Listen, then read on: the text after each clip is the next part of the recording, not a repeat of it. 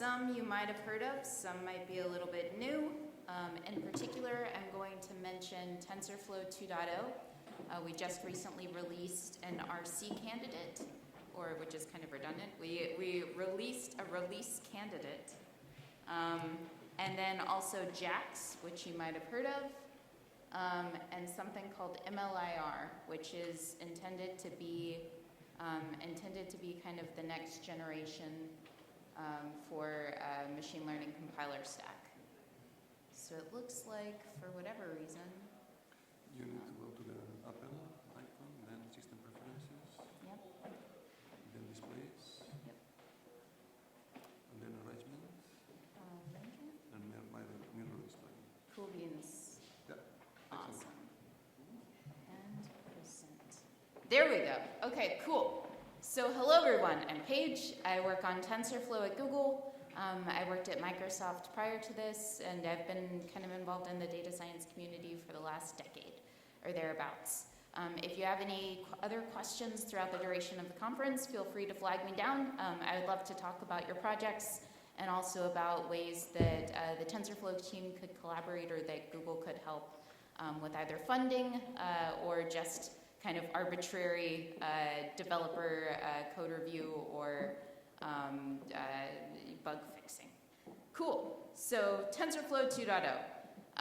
The roadmap for today is we're going to discuss a few examples. I'm probably going to go very quickly over these in the interest of time. Talk about some of the recent changes that have been implemented as part of 2.0, and then also mention a couple of other interesting projects like JAX and MLIR. So a question, how many of you have used TensorFlow before? Lots of hands, that's great. So maybe some of this might be a little bit of a recap. And also if you attended the tutorial earlier this week from my colleague Josh Gordon, this might also look pretty familiar. So TensorFlow is an open source deep learning library. We have a lot of contributors.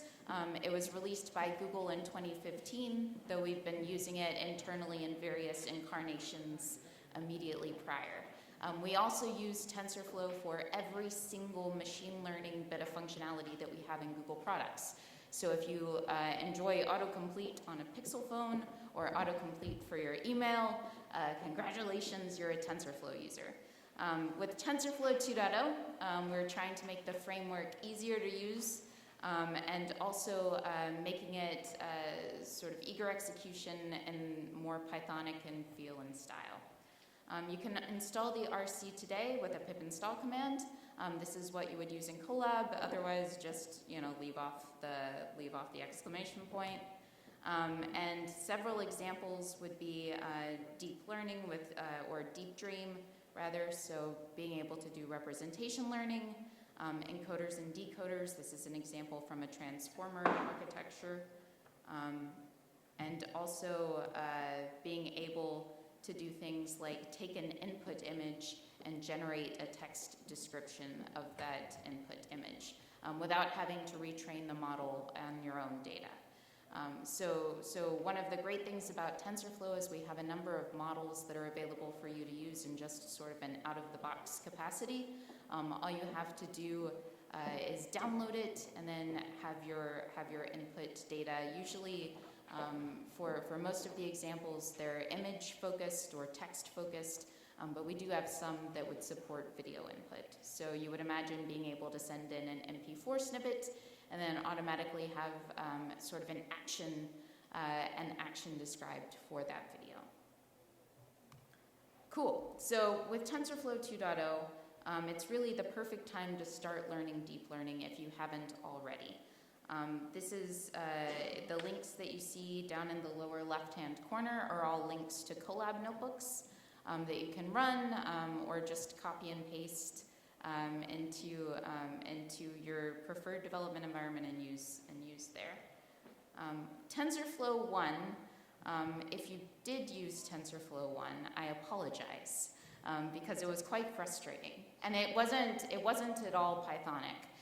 So I started playing around with deep learning in 2015 when I was still in grad school because I wanted to be able to do sort of object detection and satellite imagery and also be able to classify different kinds of atolls and carbonate reefs.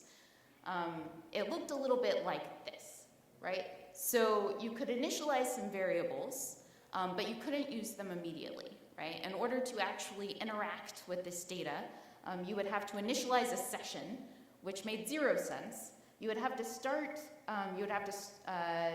up these queue runners, which everybody hated, and then you would also have to do this very weird batching with a feed dict. And none of this looks Pythonic at all if you have familiarity with scikit-learn or with pandas, right? Like, just give me a NumPy array and stick it into a function and give me an output. Like, that's all I want. But this was functions taking in functions, and it just didn't feel straightforward at all. Maybe if you were coming from outside of Python, but for the most part, it was more of a distributed systems engineer's idea of what a machine learning framework should look like, rather than something that would be actually usable for people trying to solve problems quickly. So we've learned a lot since then, which is good. And with TensorFlow 2.0, we've decided to focus on usability, with Keras as the recommended high-level API. So if you've ever used Keras, another open source project, a lot of this stuff will probably be looking familiar. And it also supports eager execution by default. So you can do crazy things like add 2 numbers together and immediately get a response, right? Like, yay, no more static graphs and everything's dynamic. We've also tried to remove duplicate functionality and a lot of API cleanup. So you now should see more consistent, intuitive syntax across all of our APIs. I think we had something to the effect of 3,000 different endpoints within TensorFlow itself, not including other packages in the ecosystem like TensorFlow Probability. And we've also tried to make the entire ecosystem a bit more compatible. We still have access to the full lower level API if for whatever reason you liked it. And we also have all of the internal ops accessible as part of TF raw ops. So all of this is in one API. And as I mentioned before, we really like Keras. Francois Chalet, the author of Keras, works within Google, and we've been working to try to integrate Keras as the default high-level interface for every single one of the TensorFlow ecosystem products. So if you're a beginner, building a neural network looks a bit like this. And this is kind of the hello world for deep learning, right? It's MNIST, and it's kind of notorious for being ubiquitous, but also very easy to spot, right? Like you have a layer that's dense with sort of 10 categories, and activation is softmax, so you know it's a categorical thing, and you're trying to predict between 10, and that would be handwritten digits from 0 to 9.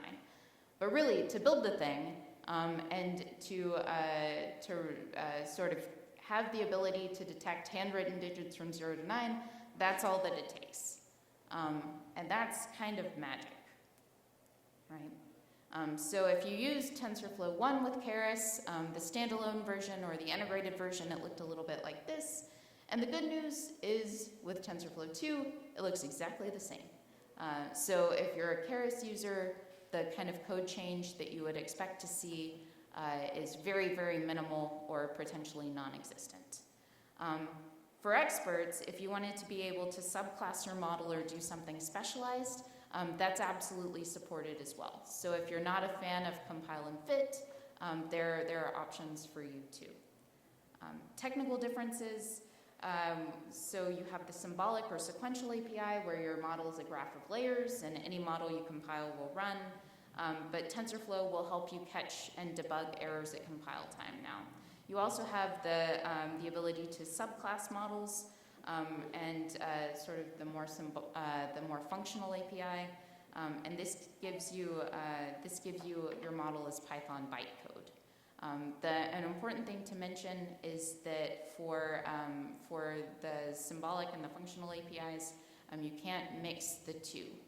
So if you're working as part of a data science team, I would strongly suggest that you pick a style that you all like if you intend to share code and to use that. So for training loops, you could use a built-in training loop, or you could define your own. So built-in training loop, pretty straightforward. Defining your own with gradient tape, also relatively simple, right? right? So just a few lines of code to go about doing that instead of the 300 lines that you would often have to write with TensorFlow 1.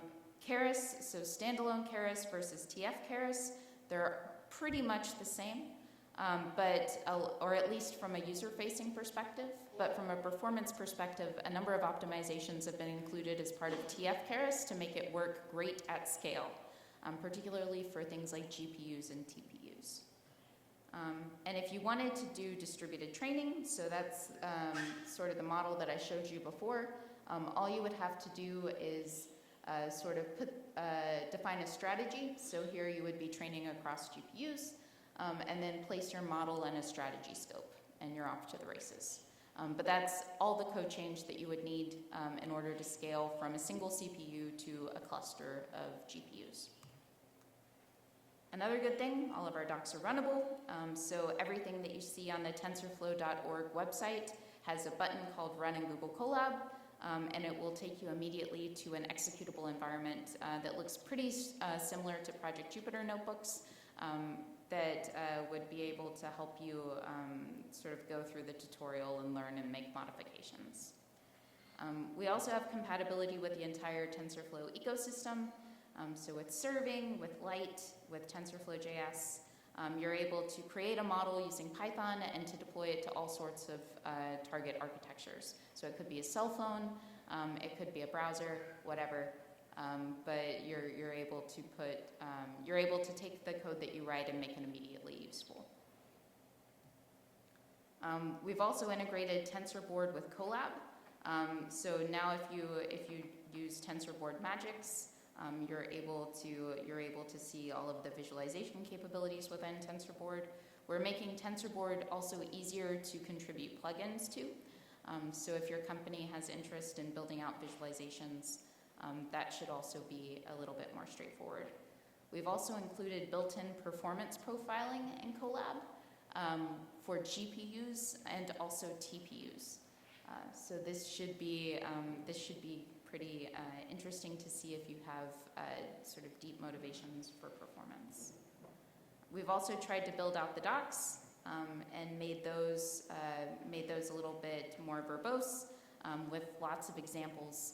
So if you go to any arbitrary endpoint, you can see immediately where all of the notebooks containing that endpoint are kept. So you would have a runnable example instead of just a description of what that endpoint would be anticipated to do. We've also grown from a project with one repo specifically for numerical computing to more than 82. So there are all sorts of additional goodness that's been added to the TensorFlow ecosystem by the TensorFlow team. That's not even including all of the great work that's been done by people outside of Google. So particularly NVIDIA and Uber with Horvad and all of the other things that sort of make TensorFlow great and a production-ready solution. And upgrading, always a great question, right? And hopefully not a painful one. So the good news is that we've tried to make upgrading easy, right? All you would have to do is run a migration script called Tf upgrade v2, and it looks a little bit like this. So you have code saved as a Python file or a Jupyter notebook. You run Tf upgrade v2 with whatever your input file is named and what you want your output file to be named. And then you get an output text file that looks something like this, where it shows you all of the symbols that have been renamed, the ones that have had keywords added, or that have had sort of arguments within functions reordered in some way, and then also renames. So a number of the symbols that I mentioned before, so that massive and kind of crazy thousands of endpoints, many of them didn't make it into 2.0. They either got consolidated or they got deprecated. And so these are all available still as tf.compat.v1, whatever that symbol was named. So all of your version 1 code should still be able to run. It's just that if you wanted to create new models, you would potentially not be able to have access to those endpoints in a 2.0 context. So the TLDR, all of your 1.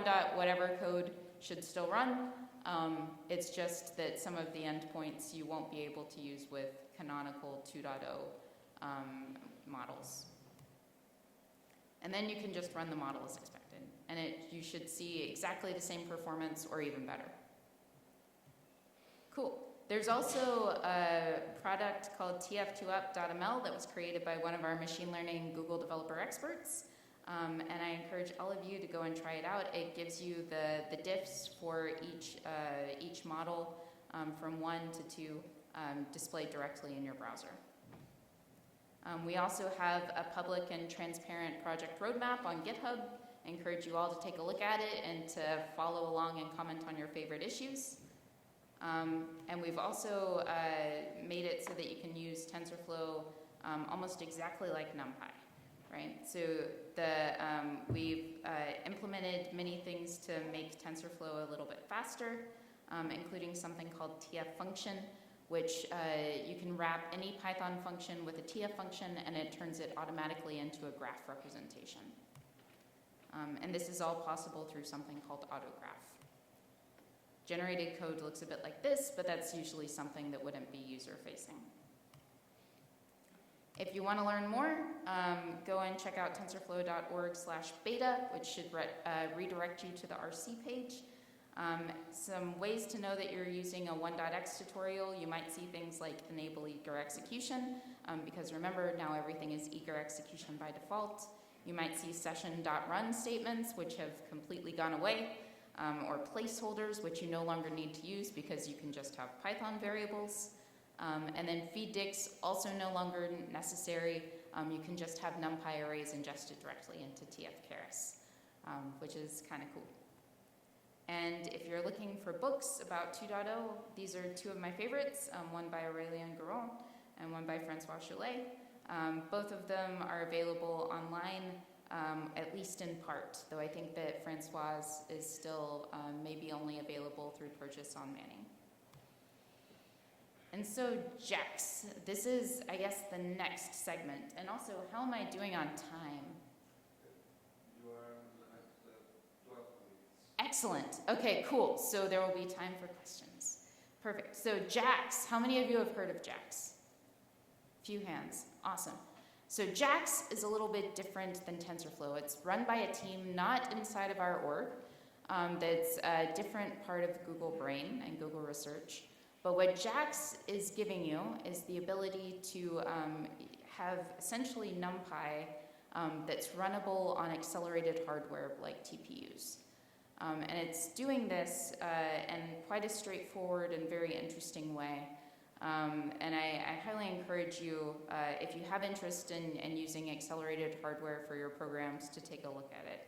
It's a lightweight system for flexible, fast, and fun, at least according to the team, machine learning research, specifically for researchers. So Keras, the project that I mentioned before, is a little bit more geared towards beginners, towards people that want kind of off-the-shelf push-button solutions, though you can expand the API with subclassing and those sorts of things. JAX is really for the people who want to go into the weeds and have very tight control over whatever their deep learning algorithm is doing. Essentially, the API is just NumPy plus a whole bunch of transformations, specifically grad, JIT, VMAP, and PMAP. And it's pure Python, 13,000 lines of code, so very concise, very easy to inspect if you wanted to get down into the internals. And it's implemented directly on top of XLA. XLA is kind of, I don't want to say a legacy compiler stack, but it is the compiler stack that currently gives you access to TPUs with static shapes.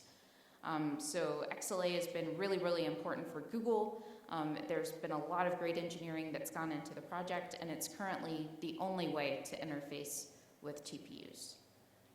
So if you have interest doing that, take a look at JAX. And the code is very straightforward. So I mentioned that the entire thing is 13,000 lines. The team is actively trying to figure out how to reduce that number of lines, which is awesome to me in the sense that TensorFlow's code base is massive and feels like it's growing every day. But JAX is trying to reduce the complexity as much as possible and to just give heightened focus to those very specific operations. So if you wanted to write JAX code to calculate gradients or to define a loss, that's all that it would look like.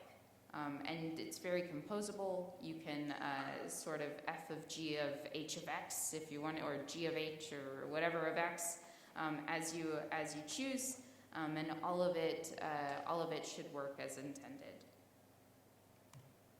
So it's just like Python code. Yeah. Defining matmul is also quite easy. Like I said, I strongly recommend for anybody who has interest in accelerated hardware to go and take a look at JAX. The team is also very active on Twitter and other kinds of social media, specifically looking for user feedback and trying to understand feature requests. The chat room internally at Google is also highly active, so people are constantly submitting feature requests and asks, and the team is very responsive. So these are just a few examples. Stefan Hoyer also is, I think there might be an example from him a bit later about using it for earth science or for physics, but yes, I strongly encourage taking a look. And to recap, design choices, highly functional. So if you're not a functional person or a functional kind of person, probably not a great fit for you. It relies entirely on the compiler for performance, and it is limited by static shapes. It's embedded in embracing Python. A number of the people who are working on JAX have contributed to things like NumPy or to Jupyter or to SciPy. And it's laser focused on research users, so they do not have a production story. They're intended to be a way for researchers to quickly prototype new ideas and then to submit publications. So I believe that they have something to the effect of 36 publications this year that are submitted using JAX, even though it's relatively new. And they'll also have a workshop at NeurIPS this December showing how to use JAX. You can learn more there. So thank you. This has been a delight. This is my first EuroSciPy, though I've been going to SciPy in the States for quite a bit now. So if anybody has any questions, I would love to take them. Yes, thank you. Thank you very much, Paige, for the nice presentation, introduction to new TensorFlow. So we will have we will have time for 3 or 4 questions. So anyone? You can also ask contentious questions. So to the effect of, well, how does this differ from PyTorch? Or how? Yes, go for it. What is the current state of interacting with other learning frameworks like PyTorch? Gotcha. Probably want to repeat the question for them. Yeah. Yep.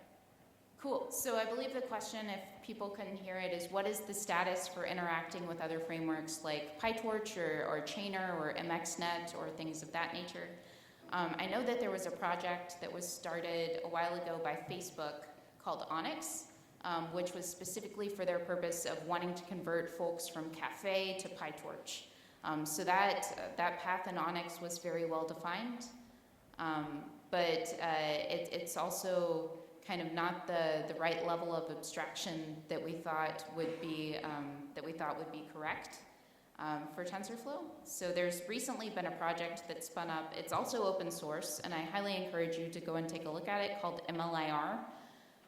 It stands for multi-level, not machine learning, intermediate representation, and it's building on top of something called LLVM. It was actually created by the same person who created LLVM and who created the Swift programming language, Chris Latner. So MLIR, what it gives you is the ability to have any high-level Python API or any other language API. So you could use ml.net, you could use PyTorch, you could use MXNet, you could use scikit-learn.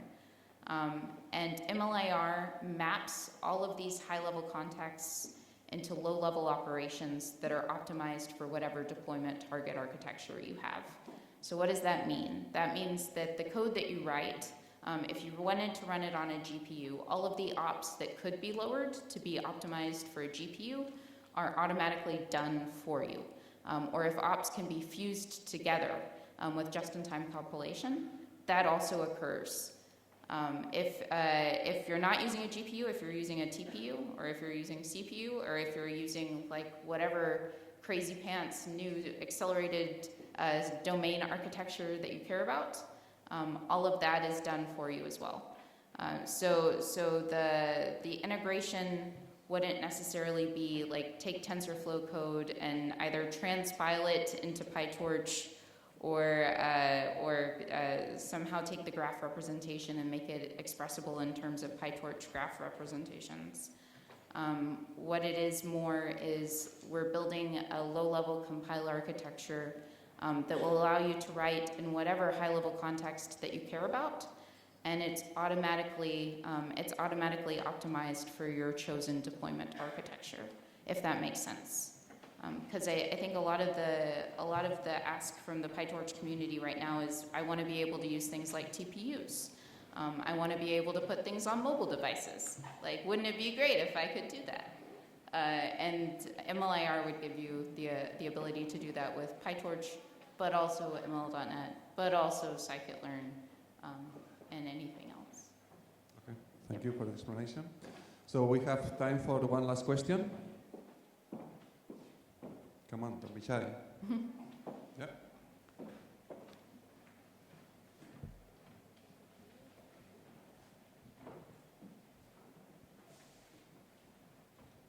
So what is the status of supporting AMD GPUs with TensorFlow?